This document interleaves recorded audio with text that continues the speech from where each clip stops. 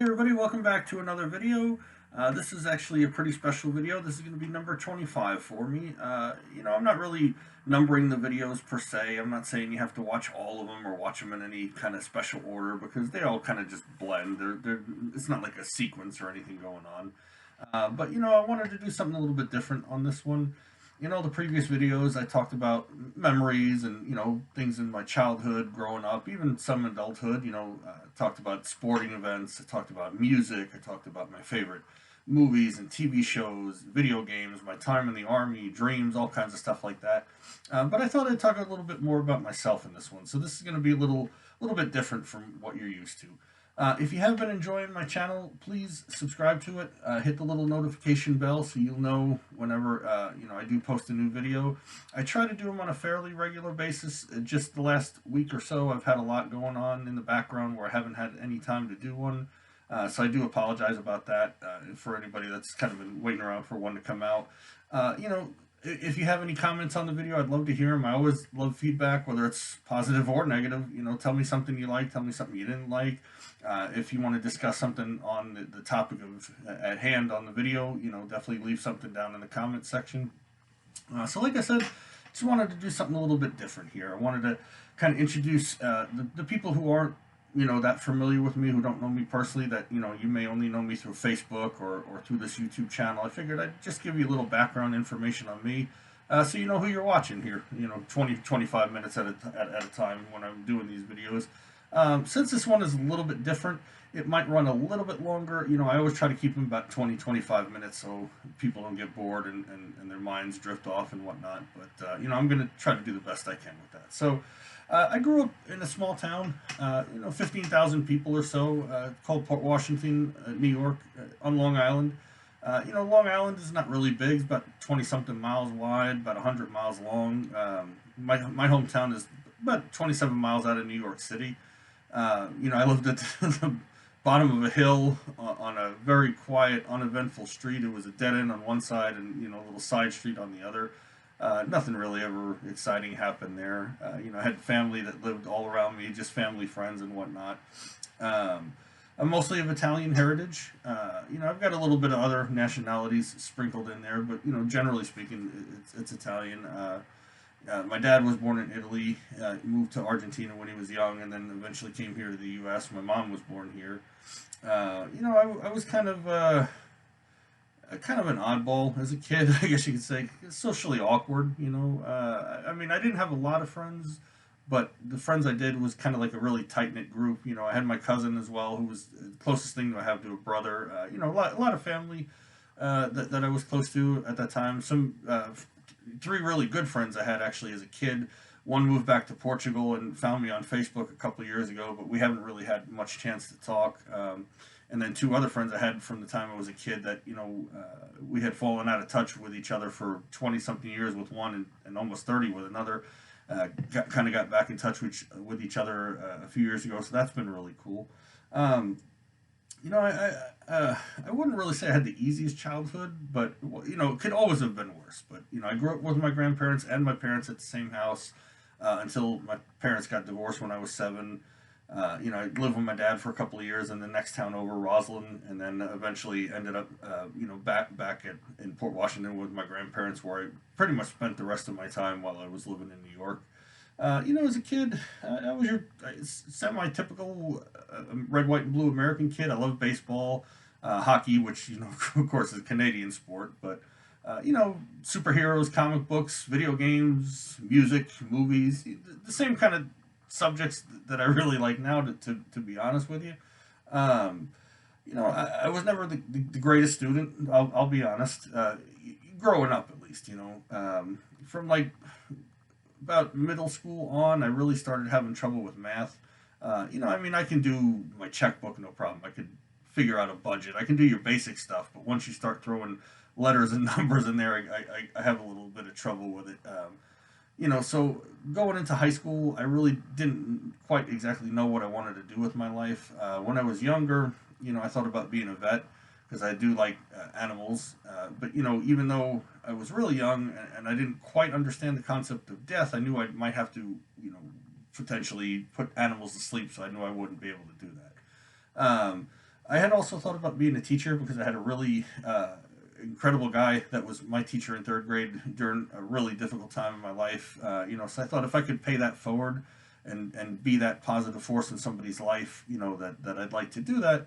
Unfortunately, because I really kind of sucked at math, I wasn't able to pursue that. So after high school, I just kind of worked a bunch of odd jobs at first. I was an usher at a movie theater, like 5 minutes from my house. I used to walk to work. Stock boy in a couple different stores. Worked as a teller in some banks. But eventually, I did get to go to school. My dad helped me out, and I was working and making some money. So I went to State University of New York, Old Westbury, just to do core classes and whatnot. Still really wasn't sure what I wanted to do, but I figured hey, I got to do something with my life.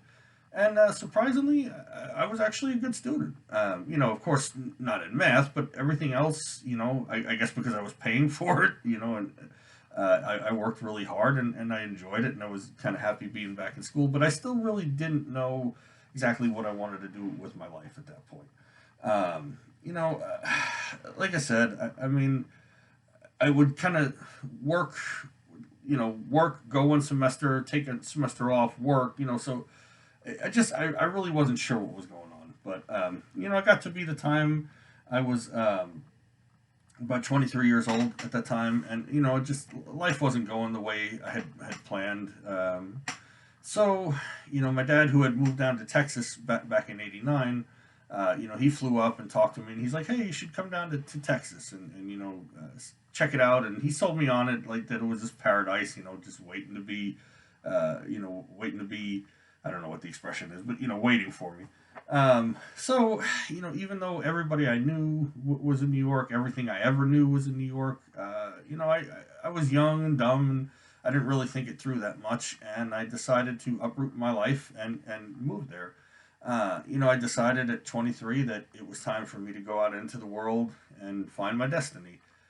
And unfortunately, it didn't really work out according to plan. As I'm sure not a lot of people are surprised. Um, it was a big culture shock going from Long Island to Houston, Texas. I mean, the saying that they have that everything is bigger in Texas is very true. I mean, it's just absolutely enormous. Didn't really like it at all when I first got there, but I thought to myself that tucking tail and running and going back home, I didn't want to do that. I wanted to move forward for once. I didn't want to keep moving laterally or moving backwards, so I stuck it out. I was down there for about 6 months. I was staying with my dad, which was different because, I was kind of, not that I was under his roof, but it's like, there with him and his ex, and it was weird. I didn't have my own room. Wasn't happy, wasn't really having a chance to socialize, wasn't really having a chance to look for another job because I was with my dad all the time. Um, and I made a life altering decision and I decided to join the Army. So that kind of pissed my dad off really a lot. He wasn't expecting that. I think he kind of brought me down there, wanted to kind of get me in gear, but, to kind of mend the relationship because he was gone a lot when growing up, so I didn't really have a good bond with him at the time. But anyway, like I said, I wasn't happy. I didn't know what I was going to do with my life, so I joined the Army, and I served proudly for a little over 2 years before I got hurt. It's just kind of ironic because I finally found something that I liked, that I was good at. Look, I wasn't the fastest soldier, the strongest, the smartest, but I was a good soldier. Um, so I'm 24 years old. Actually, the anniversary of D-Day, June 6, 2000, was my first day in the Army. And I was a paratrooper. Crazy people that jump out of perfectly good airplanes. My primary job in the Army was logistics, unit supply and logistics specialist, which is good because I'm a very neat, clean, organized person. But I also kind of dabbled in a bunch of other things like chemical operations, basically record keeping, light wheel mechanic, which is funny because I'm not a mechanic in any way, But I was enjoying it, and then I got hurt, and unfortunately I got a medical chapter out, And I've kind of been struggling ever since, to be completely honest, and full disclosure, because I had spent my whole life not really knowing what I wanted to do, and then I found something that I wanted to do, and I liked it. I mean, yeah, look, there was good days and bad. I'm not gonna lie, but I look at it this way. Some people, they're gonna spend their whole life chasing their dream. They don't even get close. I actually got to live my dream out, and when I was 26 years old, it was taken away from me. So I kind of knew the day I went home. Not that I'm a negative Nancy, but I'm just a very realistic person about my life. I knew that like that was the top, and like everything else was going to be downhill from there. And to some extent, I really have struggled. It's a big adjustment coming back out of the military. Anyway, so I came back home to Texas, trying to mend things with my dad, and partially because my stuff was there. I could have gone back to New York, but I didn't for whatever reason. But I kind of sat around for about a year. Physically, I was recovering from being hurt, which some people didn't believe I was hurt, but I genuinely was. I felt even more lost than before I went in the service. So my best friend from the service, when he got back from Afghanistan, he called me up, and it had been a couple of months since we spoke, and he's like, "What are you doing?" And I told him literally nothing. So before you know it, we're talking about it, and I ended up moving up to Pennsylvania, to live up there with him, and I stayed up there a couple months, and it didn't really work out the way either of us hoped. So here I am at another crossroads. Like, what do I do? Do I go back to Texas? Do I stay here? Do I go out west? Do I go to, like, anywhere else? Do I change my name? What am I going to do? Well, at the time, my dad gave me a call, and he said, "Look, your aunt and uncle, from Boston, are moving down here to be closer to me. Whatever, for the winters, they're offering to let you live there for a while." So I ended up doing that, which I kind of regret, because it was a really rough situation for a couple of years. She had just retired from her job, and she was, the head of this big wig thing. So she was kind of used to bossing people around. I was still very emotionally and physically broken, so I really wasn't in the mood to hear any of that. So, I was not in a good place. She was not in a good place. It's just recipe for disaster. So I was there for a couple of years. I started working in the banks again, which is something I had done before, before the army. And I decided to try to go back to school. And once again, ironically enough, went to the University of Houston, and I was doing really well. I mean, it's funny to me because, like, growing up, I was not a good student. But this is many years after high school, so again, I flunked out of math. I could not go any further. But it was cool because I took all these other classes, and I had kind of ideas, but because I couldn't get past that, I was like, you know what, I'm done. I'm just not meant for this. So I gave it up. About that time, I met my wife, my future wife. In 2005. We started dating. We ended up getting married in 2007. It just we went through a lot of hardships during that time. I had lost my job at the bank for a lot of crazy things that happened that really weren't in my control. I went through my first, a hurricane had passed through Long Island when I was a kid, but I don't really remember it, so it couldn't have been that bad. But I went through my first Texas hurricane, where it scared the crap out of me. I was in the apartment when the roof blew off, so I kind of have PTSD from that. Just to be honest with you, like, and it's funny because all the stuff I saw in the army doesn't phase me, but you get a little wind and that howling sound, and I get kind of upset. Which is ironic because I live in Texas again, and 6 months out of the year we're in hurricane season. So anyway, it's just kind of how stuff works out. But after all that happened, I was having trouble getting back to work. Just I had been in a horrible car accident and almost got killed by a drunk driver. So all this stuff you mix into a blender, and it just doesn't put you in a good place. So we were effectively homeless after this hurricane. I hadn't been talking to my dad for a couple of years because we had a little falling out while I was working with him in the company in Atlanta. But my mom, she didn't want to sleeping in the car, or so she kind of put the call in behind my back. And long story short, ended up staying with my dad for 2 years, and it was just a really bad situation. A lot of animosity with him and me, and then his ex and me and my wife, and my hand, and it was just a really really bad mess, you know. So we stayed there for 2 years. Uh, had a lot of trouble because, you know, at that point in my life, it's like I was too old for a starter job, but I was not really qualified, or, you know, I didn't know anybody to get something a little better. So it's kind of in a bad space, you know. But then we ended up, my wife ended up getting a part time job in the storage facility. She was an assistant, and she kind of got the bug for it. She enjoyed it.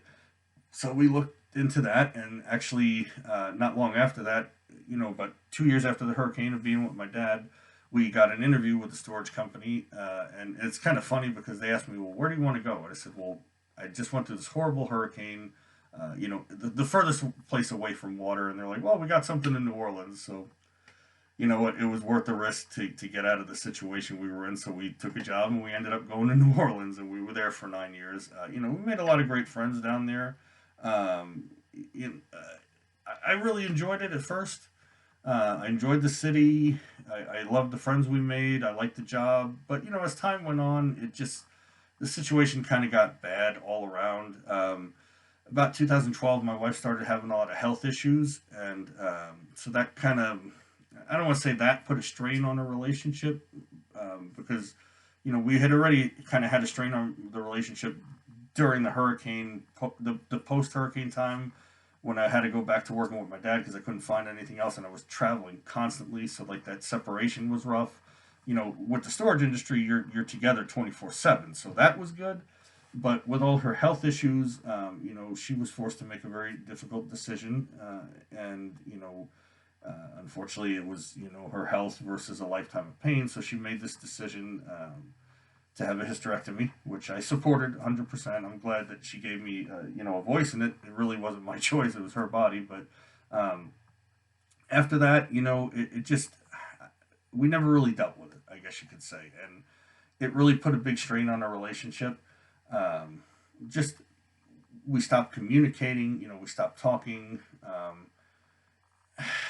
It just got to be a very lonely life. When you're together with somebody 24 hours a day and you're not talking, you're not communicating, it gets to be very challenging, you know? And I'm somebody that I love to just sit and talk about all kinds of subjects, as anybody who's seen my video knows, you know, and all the future videos that are coming. You know, I'm a talker, and she really never was a big communicator, but this, like, all these things that transpired, and I don't want to go into that. That's her business, you know. But it just, the communication just pretty much stopped. So that's about the time I got into social media, and I kind of used that as my online journal and my venting and whatnot. So I wrote a lot. And I mean, I had been writing since high school, but I was writing crap back then. I mean, it was just pure garbage. This is the time I kind of refined my writing, and just, it was very personal. You know, I just, like I said, I really didn't have anybody that I could kind of talk to. I mean, we had a ton of friends, you know, we got family, but nobody that's been in that exact situation that they could relate or understand. So I just kind of developed my writing during this time period. You know, like I said, uh, about this, I actually started writing a story during this time about, you know, what I was experiencing, what I was feeling. It took me about 2.5 years to finish it. You know, I'd work on it on and off, and erase it, start over. You know how the drill goes. But it kind of chronicled that very difficult period in my life, and you know, just kind of talked about what I was going through, what I was feeling, because I wasn't able to talk to a lot of people. You know, after the army, I really, I don't say I went into depression, but I went into a very bad phase where I pushed everybody away. I was such a mess, and I was just so unhappy, unsure, and disappointed in myself. I kind of automatically assumed everybody around me was too, so I pushed them away because I was like, I don't want to bring any negativity into their lives the way I have in my own, you know. So I was already kind of a hermit to begin with. And then, you know, about this time, we stopped hanging out with a lot of our friends, so it's like I got even lonelier, and I just became very introverted, you know. So the writing was a good way for me to kind of to kind of get everything out, you know, that I couldn't say because her and I weren't communicating. But there was times it got to a boiling point and it was really difficult. And this one particular night, I just couldn't take it anymore. I said, I just got to get out of here. And I went over to the building across the street where we had our storage, at the facility we ran. And I started kind of straightening out my storage. I'm very much, if my life itself is not in order, I tend to keep everything, my stuff neat, clean, and orderly. And I find this box that I didn't even recognize. I didn't know what was in it. And I opened it up, and it was actually letters from, that I hadn't seen this box in like 10, 12 years. I had no knowledge it even existed. It was kind of like letters from my grandfather, my cousin, friends growing up, So I had this like epiphany, like opening that box, and it was about 5, 6 years ago now, just kind of changed my life completely. I mean, overnight. I just don't know how to describe it. Like, I realized how unhappy I was, how miserable I was, how bad things were in my life, in my relationship with my wife, in my relationship with other people. I was kind of like an ostrich with my head buried in the sand. Um, Once you realize that, once you see the path of destruction you've been on and the wake of everything you've done and left, and you can never go back from that. Okay, so to use a football metaphor, and I don't give a damn about football, but I wasn't living. I was alive, but I wasn't living. I was just doing whatever I had to do to survive. What I mean by that, like the football metaphor, I kind of took the ball, put my head down, and I ran.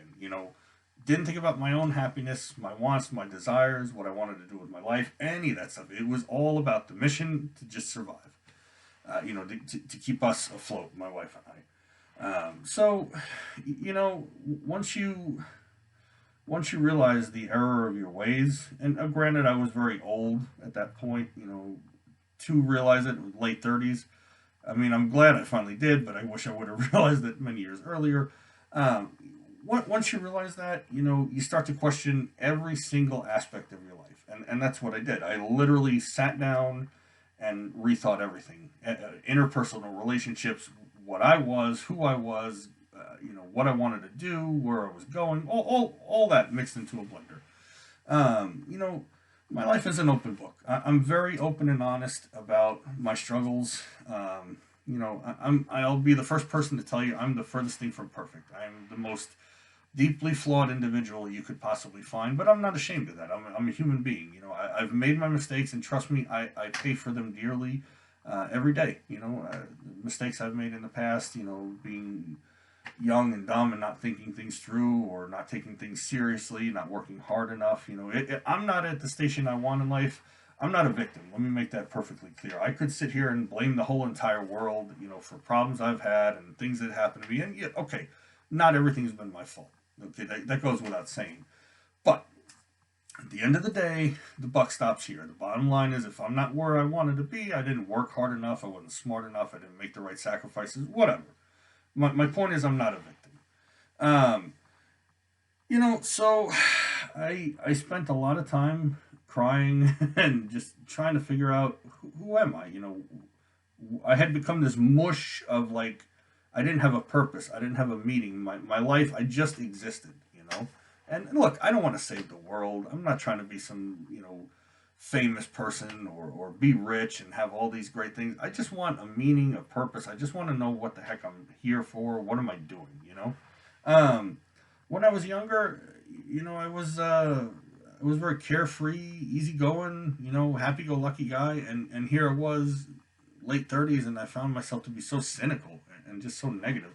Now, granted, the world doesn't help that, because the world has kind of gone, crazy these days, and people just, the rational thinking went out the window a long time ago. Common sense went out the window. I blame social media for a lot of that, not all of it, but social media has kind of pushed everybody off into their own little bubbles and echo chambers, and nobody wants to talk to one another. Nobody wants to, have a conversation. They just want to label everybody they disagree with a certain thing. So it makes it very difficult, because humans or communal animals, and I missed that from when I was younger. I had a group of friends. We spent all our free time together. We just sat around and talked about all kinds of stuff, and I missed that so much. I was so lonely at that point in my life. And I mean, it's sad, because it's like, I've got family that I love, that love me. I've got friends all over the place that I love, and they love me. But again, everybody's all over the place, different states. I was kind of by myself, and not like I could say, "Hey, let's go grab a beer and talk about whatever." So it made it very difficult. You know, I just realized that I was a contradiction. What I mean by that, every single day of my life from that point forward, I was fighting an internal civil war between my heart and my mind. And what I mean is that, my mind would say, look, man, you're too old, you had a shot, you blew it, you better just accept it because this is the best it's ever going to be, and just that's the way it is.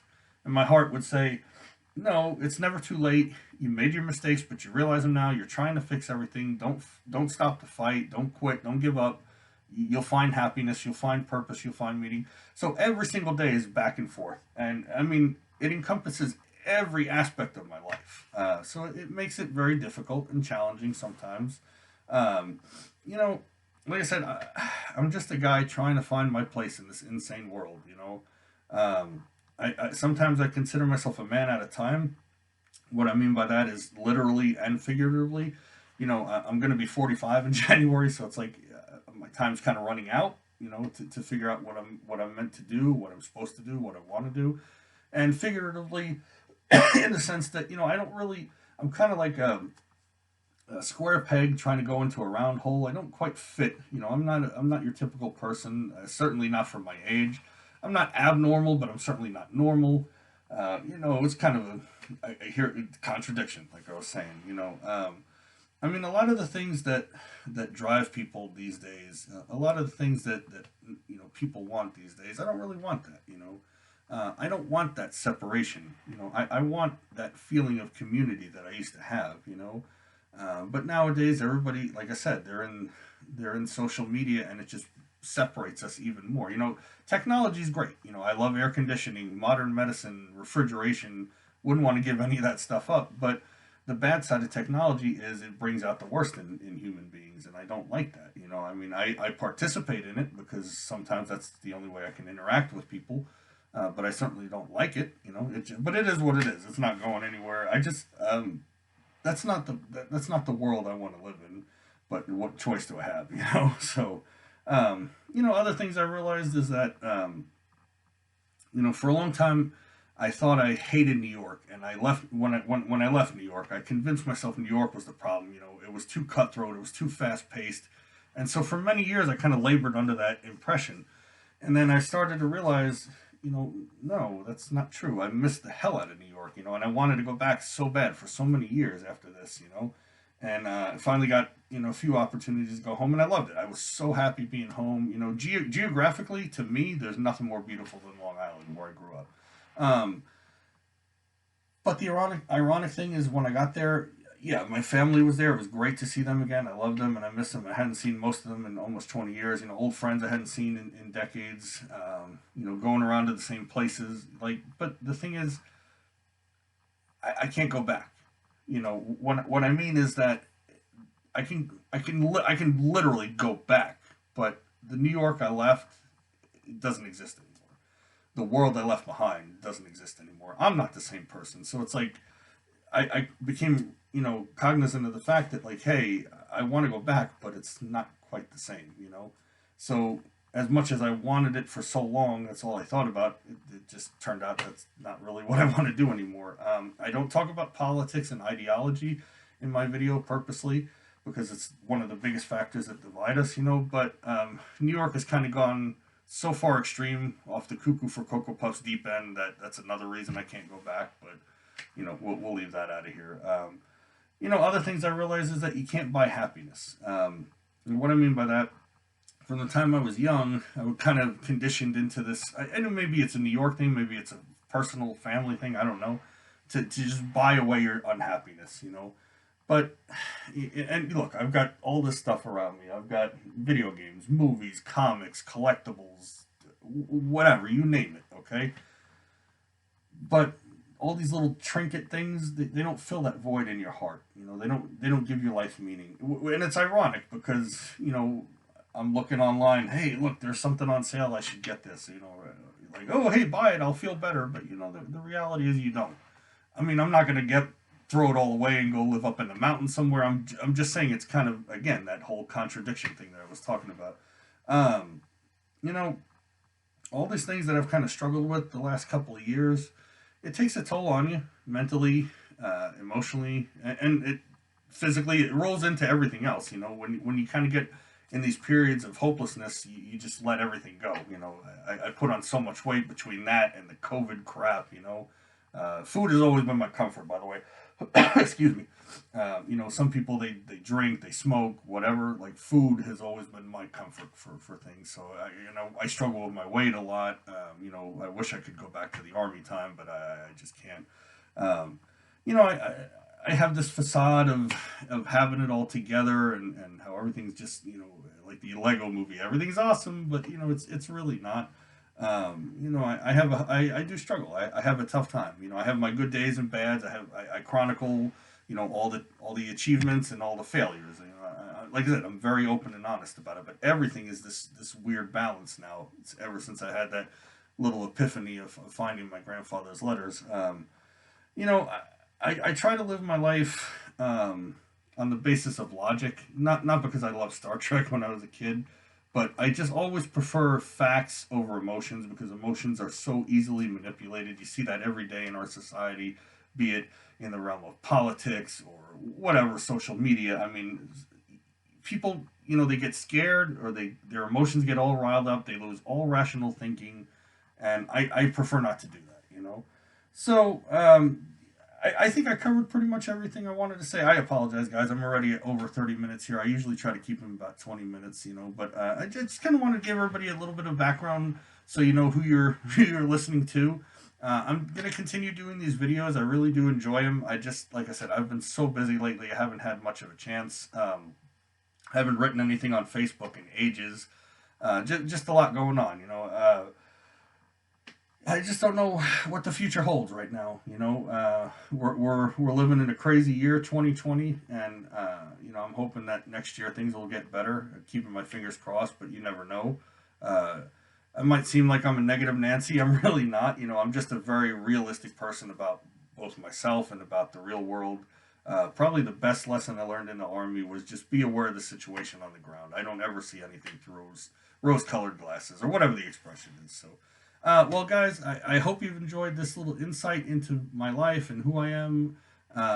Again, I'm sorry this went so long here, but it was just something I wanted to do a little bit differently. So if you are enjoying my channel, like I said, please subscribe to it.